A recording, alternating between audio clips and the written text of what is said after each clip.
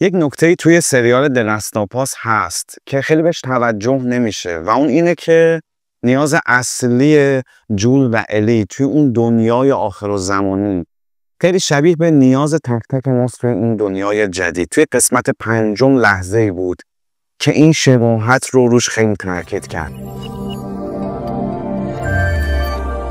سلام، به کانال سینمازیست خیلی خوش اومدین. بریم برای تحلیل معانی پنهانی که توی سریال دلستاپاس هست و میتونه برای درک قسمت 5 و قسمت هایی که در آینده میاد به ما کمک بکنه. آخر ویدیو هم یه پیش بینی دارم در مورد عاقبت الی.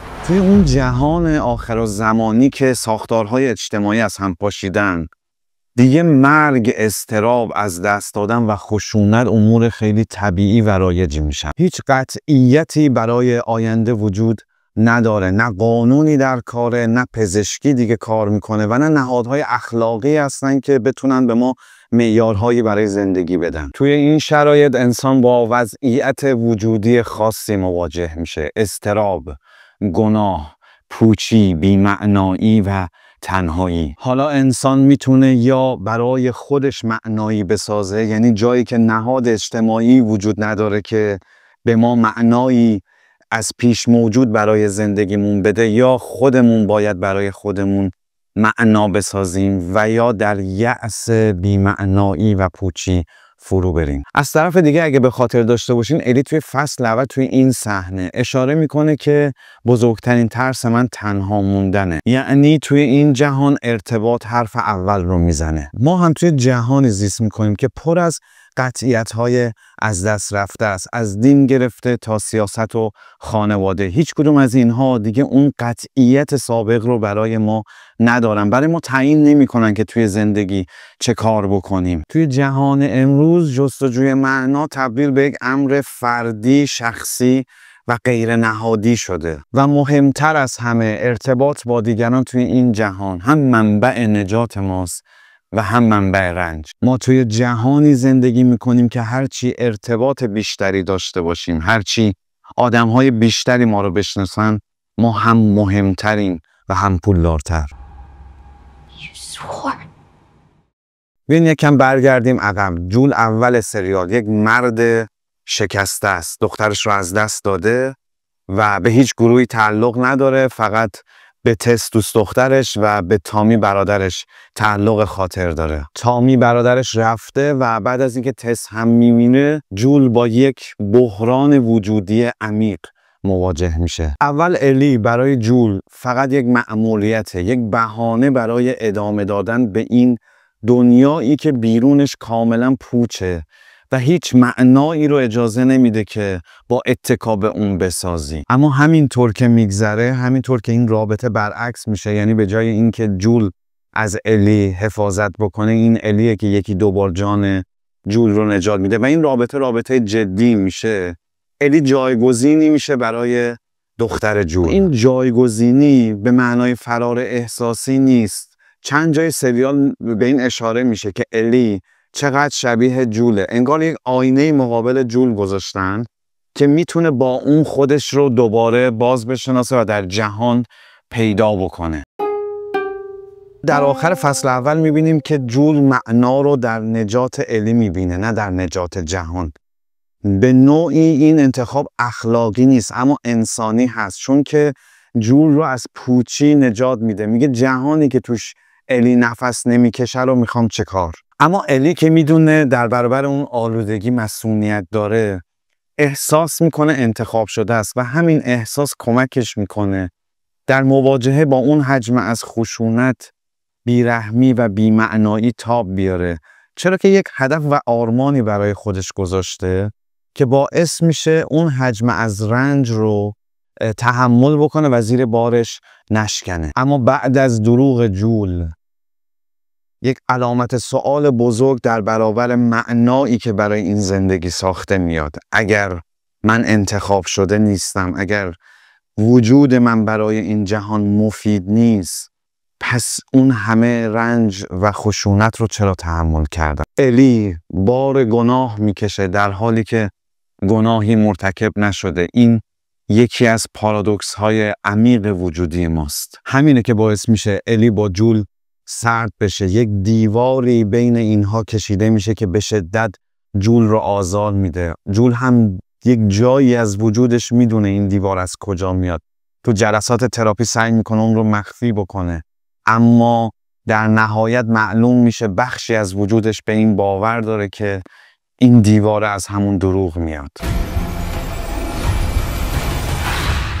حالا که جول کشته شده، الی اون معنای از دست رفته رو با معنای جدیدی جایگزین میکنه و اون تلاش برای گرفتن انتقامه. جالبه که الی سعی میکنه یک نقاب عدالت هم روی این هدفش بکشه تا این هدف به مراتب عمیق‌تر به نظر برسه. انتقام برای الی صرفاً خشونت نیست، تلاشیه برای بازگردوندن انسجام به جهانی که فرو پاشیده شده. اما همین انتخاب باعث میشه که الی توی یک چرخه تکرار بیپایان بیفته، یعنی تبدیل شدن به چیزی که از اون متنفر بوده. یعنی الی اینجا سعی میکنه یک معنایی برای خودش بسازه. این معنا اون رو از پوچی بیرون میکشه، اما تبدیل به منبع دیگه‌ای برای رنج میشه. وقتی دستش به نورا میرسه، به یکی بدتر از نورا تبدیل میشه. شبیه یکی میشه مثل خود ابی. نورا توی صحنه کشتن جول به شدت از این حجم خشونتی که ابی به کار میبره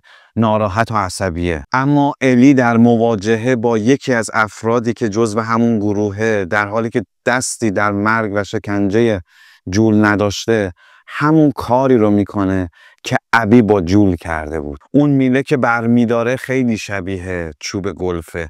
بعد مثل ابی شروع میکنه به ضربه زدن به زانوی نورا. ما میدونیم که الی این صحنه رو ندیده. زمانی که اون داره به پای جول ضربه میزنه، الی اونجا نبوده. اما خالقان سریال با ساختن این شباهت ها دارن روی این تاکید میکنن که الی چطور کم کم به مرور تبدیل به چیزی میشه که خودش قبول نداشته. چطور داره تبدیل به چیزی میشه که خودش ازش رنج دیده و همیشه میخواسته ازش فرار بکنه، مثل جول که در پایان فصل اول اونطور در بیمارستان قتل عام میکنه، یا اصلا مثل خود ابی. حالا بریم سراغ یک نکته مهم دیگه این سریال.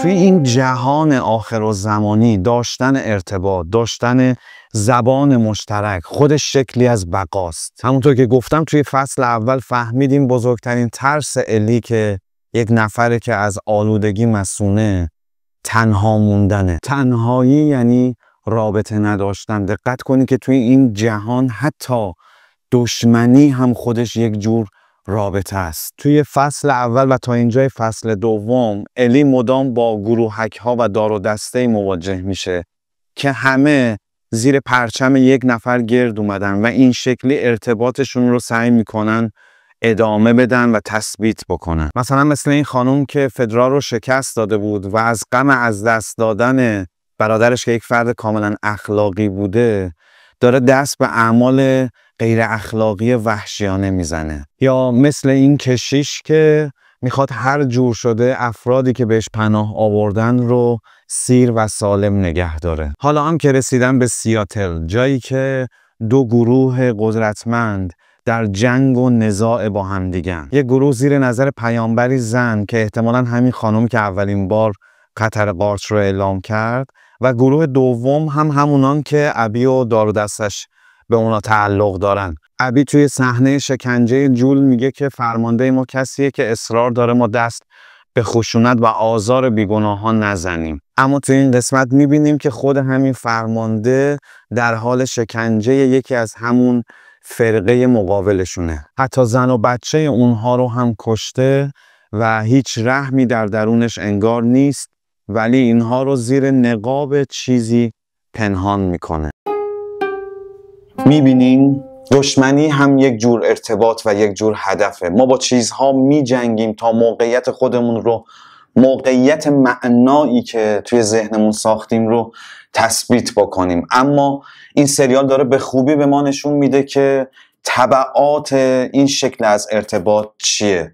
این که در واقع هدف ما تبدیل به ضد خودش میشه. اینکه جنگ از بیرون به درون ما میاد، بخش‌های وجودی ما با همدیگه سر تقابل برمی‌دارن و باعث میشه این شکل از تقابل و نزاع درونی به شکل اضطراب، به شکل بحران، به شکل بی‌هویتی و به شکل بی‌معنایی خودشو به ما نشون بده. توی دنیایی هم که ما زندگی میکنیم به نوعی همین شکل ارتباط حرف اول رو میزنه. شبکه‌های اجتماعی حالا اون قبیله ها رو دارن برای ما میسازن و ما با طرفداری از اونها، با عضو شدن توی فلان گروه یا فلان صفحه یا هر چیزی سعی میکنیم در واقع ارتباط بسازیم، ولو به شکل دشمنی و طرد. حالا توی این قسمت الی از یک طرف دست به یک دشمنی بیرحمانه و کور میزنه، از طرف دیگه یک رابطه عاشقانه رو با دینا شروع میکنه، رابطه‌ای که احتمالاً منجر به تباهی دینا میشه، همونطور که عشق افراطی بین جول و الی منجر به ویرانی و تباهی روان الی شد. احتمالاً اینجا هم این عشق منجر به مرگ دینا و یا مرگ بچه‌ای که در شکم داره میشه. دقت بکنید که الی میگه که من پدر این بچه‌ام، به نوعی روان مردانه این رابطه رو منتسب به خودش میدونه و همونطور که توی رابطه بین جول و الی اون روان مردانه روان زنانه رو تباه کرد، احتمالاً اینجا هم ته قضیه میرسه به نابودی دینا. نظر شما چیه؟ به نظرتون سریال به کدوم سمت پیش میره؟ اون رو کامنت کنین و اجازه بدین توی قسمت کامنت ها گفتگو شکل بگیره. از اینکه همراه کانال سینمازیست هستین خیلی خوشحالم و ازتون ممنونم. تا ویدئوهای بعد، خداحافظ.